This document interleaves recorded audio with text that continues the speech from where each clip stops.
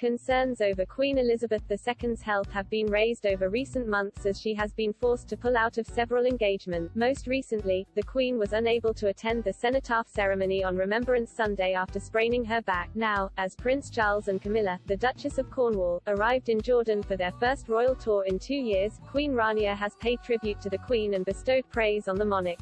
Speaking to ITV, Queen Rania said, "She is someone we all hold in really high regard and she is someone I look up to personally, and I think the whole world turns to her as a symbol of what it means to be a true figurehead and stateswoman and just giving inspiration to the rest of the world through her discipline, through her heart, through her hard work, through her steady approach to everything. I think we all find comfort when we think of her and we are always concerned for her health.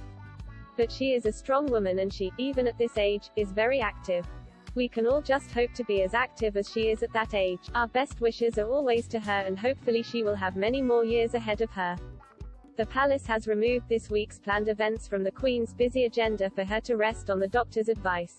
The health scare was a call for the younger generation to step up for the royal duties to reduce the workload for the Majesty. Royal expert Penny Junor told The Mirror, "I think we will see more of her on video and probably less of her in the flesh. They should keep her warm and tucked up at home and not expose herself to the possibility of infections." Joe Little, the managing editor of Majesty magazine, told the newspaper there are similarities to when the Queen Mother reached a similar age and things got progressively more difficult. He said, "But the Queen Mother soldiered on and there is no reason to think the Queen won't, but this is a setback. Clearly there are mobility issues. Getting from Windsor with a sprained back and having to stand for 15 to 20 minutes at the cenotaph is not helpful for somebody of 95.